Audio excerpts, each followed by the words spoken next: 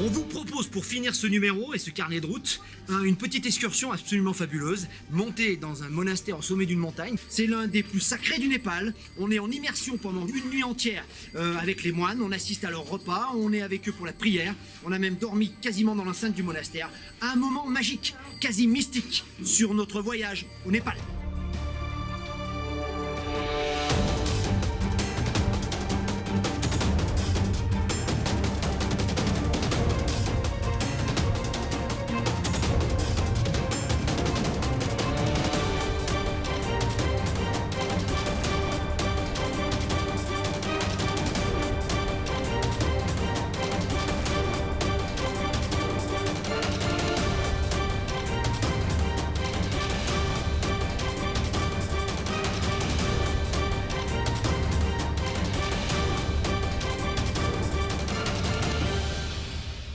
Le petit village de Panoti se situe à une trentaine de kilomètres de Katmandou environ. Attention, je vous rappelle qu'au Népal, on ne calcule pas en kilomètres, mais plutôt en temps. Comptez environ 1h30 pour rejoindre Panoti. Mais quel étonnement en arrivant dans ce village, certes, la guerre routière n'a vraiment rien de folichon, mais une fois qu'on est dans la vieille ville, elle n'a pas à rougir, en tout cas en termes de finesse de l'architecture néwar et de ses bâtiments, à côté de Bhaktapur ou de Patan. Toute proportion gardée, évidemment.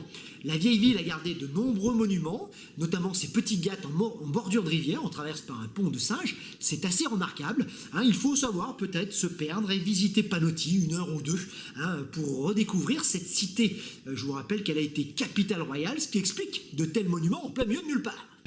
Bon, on l'a trouvé sur la place des bus, etc. Une guest house vraiment pas terrible, enfin c'est pour laisser les bagages. Bon allez, on a trouvé une chambre assez merdique pour pouvoir mettre tous les bagages avant d'aller dormir au monastère. Bon, il y a une clé en espérant que ça craigne rien, mais en tout cas on ne laisse aucun objet de valeur évidemment à l'intérieur. On ne sait jamais, et je pars avec les passeports bien évidemment. On a pris tout ce qu'il faut pour faire notre rando. Direction évidemment Nano Buddha qui est peut-être la plus belle rando à faire dans la région. C'est parti mon kiki, on a trouvé un super chauffeur heureusement qui nous a bien aimé depuis Bhaktapur.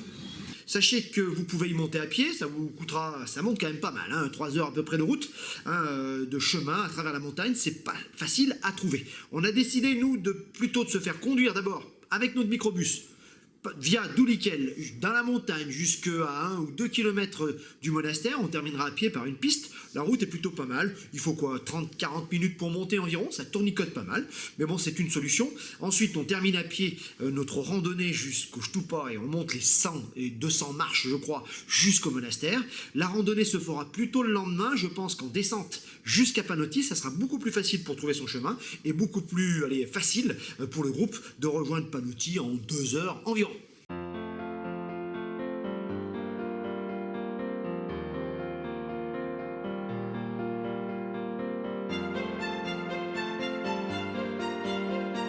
Il a fallu la dernière journée, la belle randonnée, regardez ce qu'on ramasse, jusqu'à l'orage de la semaine, voire du mois.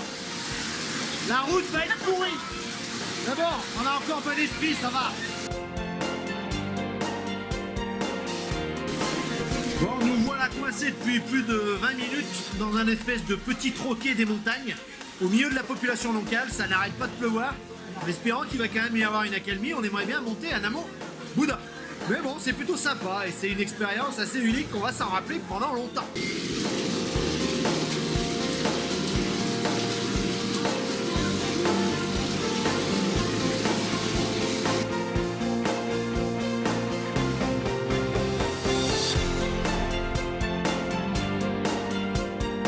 Ça, c'est l'apocalypse. Oh, on n'avait jamais vu ça, on n'a jamais vu tomber autant d'eau. Putain. On va le mériter notre nuit au monastère.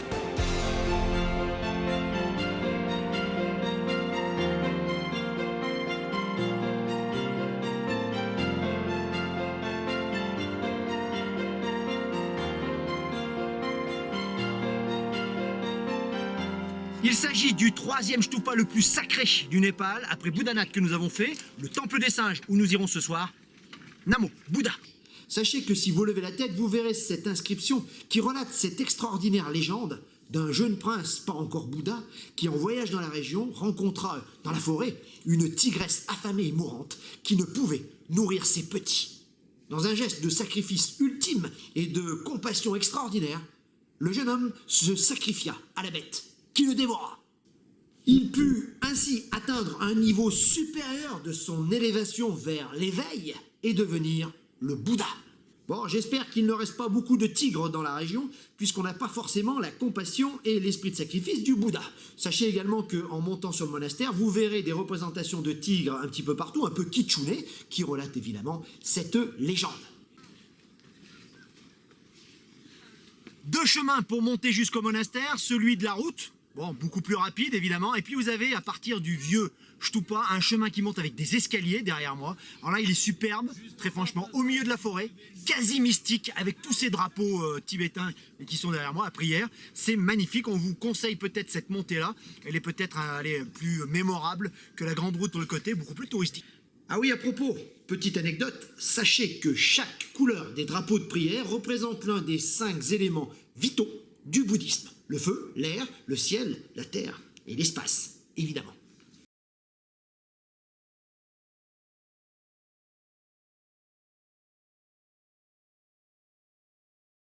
Je suis avec Lobsang du monastère de Nano Buddha, c'est lui qui fait les réservations, d'accord? Bon, sachez qu'il vous coûtera 1400 roupies si vous voulez passer la nuit ici, tout compris avec le petit déjeuner et le dîner, d'accord? Par contre, il faut lui téléphoner. Je vous mets en haut son numéro de téléphone, de number phone, hein, et réservé à l'avance. On est arrivé, nous, un petit peu à la bourre, sous la pluie, vous avez vu les conditions atmosphériques. Et finalement, il restait que 2 chambres. Donc on a trouvé dans la petite guest house en bas, heureusement qu'il était là. On va dormir à même le sol, etc. Mais bon, et là, pour 400 roupies, on va les manger au monastère. Une expérience assez étonnante et unique. Merci.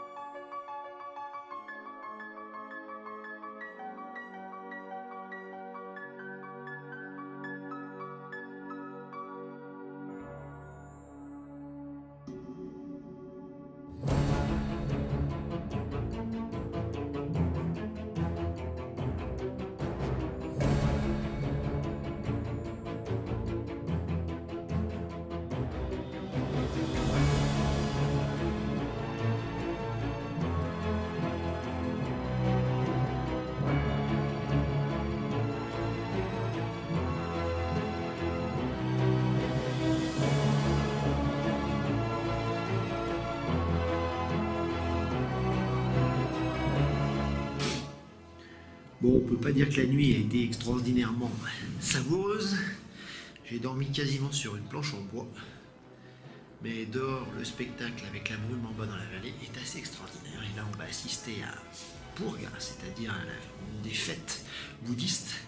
Au petit matin, c'est 5h40, on est attendu pour 6h. Je crois qu'on va prendre même le petit déjeuner dans le grand temple.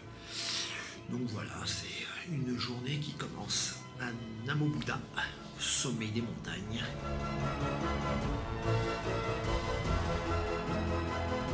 Bon, arrivé un petit peu tardive hier soir, hein, dans les conditions que vous avez vues, dantesques, un orage comme on avait rarement vu pendant le séjour.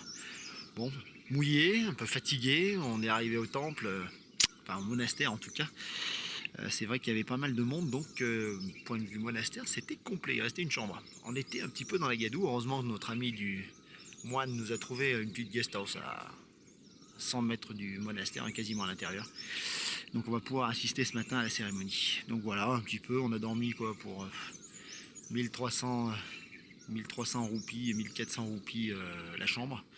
On a dormi à 4-5 dedans, on a mis des tapis par terre. Bon, l'aventure a été assez rocambolesque. Bon.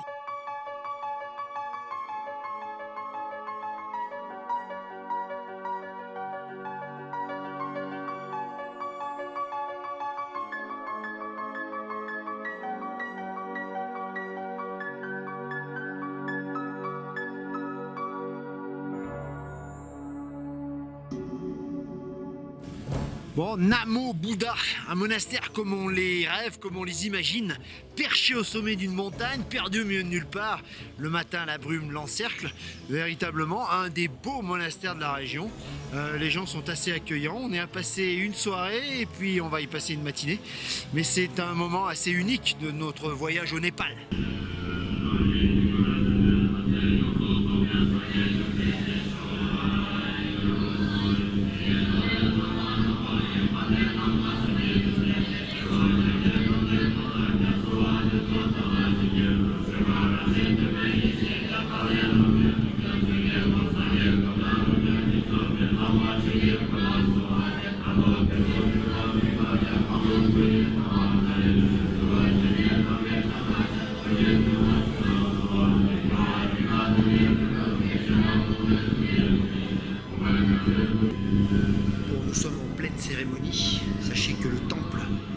au sommet de la colline date de 2008, il est assez récent, assez neuf. On peut y loger, je vous l'ai dit, il faut réserver à l'avance. Mais le lieu le plus sacré évidemment ici, c'est le Stupa.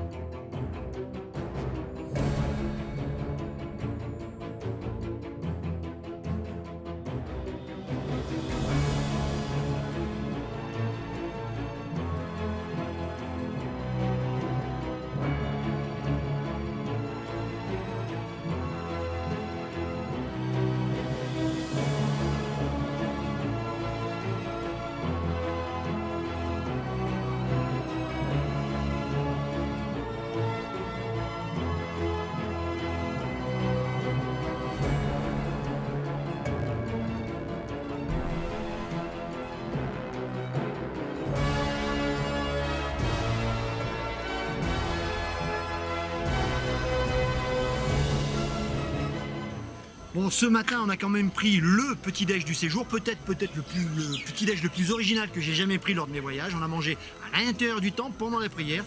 Distribution de... Alors, il y avait une espèce de pâte à pain avec une espèce de Nutella, allez y croire. Hein, on a mangé également... Qu'est-ce qu'on a mangé déjà? Il y avait également une espèce de maïs grillé avec une espèce de soupe également. Donc, assez original et assez unique sur notre voyage au Népal.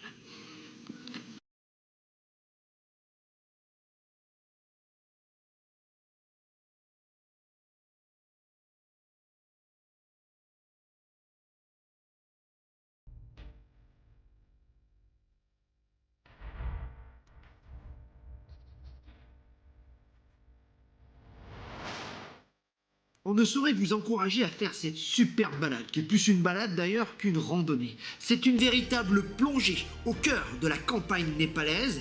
On voit les habitants à l'action, ici des femmes allant chercher de l'eau au puits, des habitants en train de travailler au champ, des enfants allant à l'école dans leurs jolis uniformes, les namastés fusent. Une chèvre, des poules se baladent en toute liberté un petit peu partout dans la campagne. C'est magique, une plongée dans la vie, dans le Népal authentique. On n'avait pas encore vu ça et quand on revient de Katmandou avec la pollution, le bruit et la fureur de la ville, ça fait du bien de se retrouver en plein milieu de la campagne. On respire. On est parti pour 2 heures de randonnée sur Panoti à travers monts et merveilles, à travers forêts. Et j'ai vu une biche.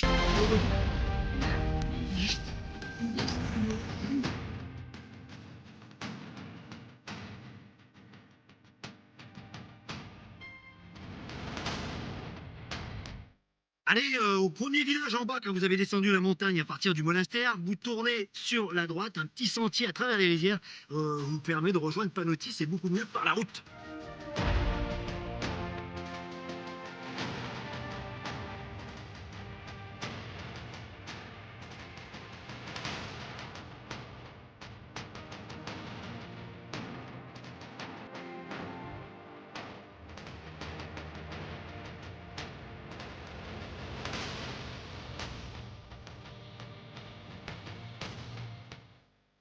Bon, une randonnée assez facile, on demande aux habitants qui vous indiquent la route de Panoti sans aucun problème.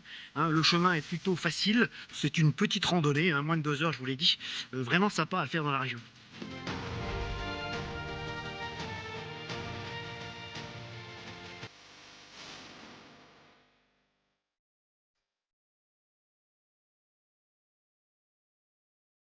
Moines, enfants, animaux, rizières d'un vert extraordinaire, à perte de vue, tout se mêle pour former un superbe tableau qui restera longtemps gravé dans nos mémoires.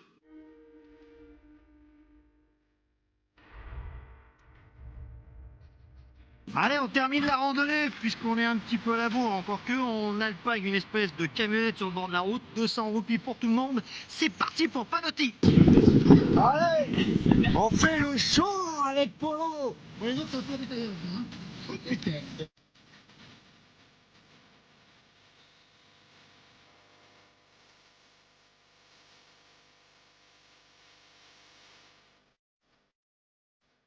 Allez, on se fait déposer au bord de la route pour traverser le petit pont de singe métallique. Derrière moi, les gâtes de la ville. On va traverser la vieille ville de Panoti, qui est une ville assez charmante. Hein. C'est vrai qu'il reste quelques beaux bâtiments et quelques beaux temples à visiter sur Panoti.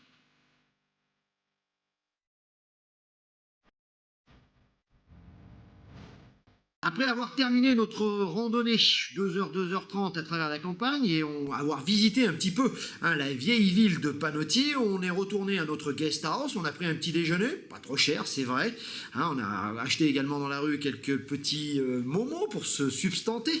C'est vrai qu'au monastère c'est assez frugal, c'est monastique faut dire.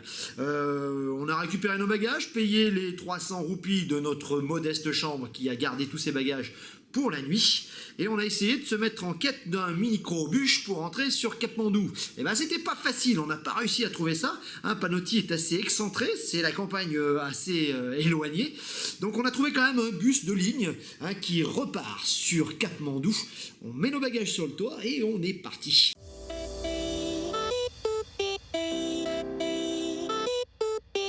Bon, retour un petit peu plus compliqué, bus de ligne typique.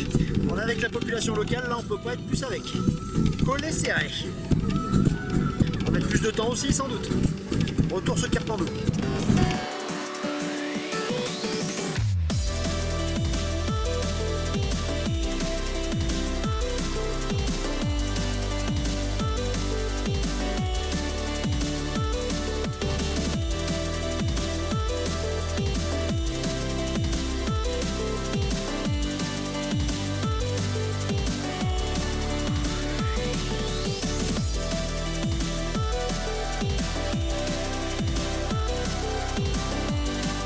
Allez, notre cap sur Katmandou se termine ici. Derrière moi, Swayambuna, l'un des stupas les plus célèbres et les plus grands du Népal. Allez, dans tous les cas, on vous souhaite à tous un très bon séjour au Népal. Prévoyez un bon kawaii quand même, parce qu'on a pris des trompes d'eau sur la tête. Mais c'est un pays assez merveilleux qu'on vous conseille forcément. Il y a un vieux dicton, je vous l'ai dit je crois, qui dit qu'on vient au Népal pour ses montagnes, pour l'Himalaya évidemment, mais qu'on y revient pour ses habitants. On reviendra à Katmandou, c'est sûr.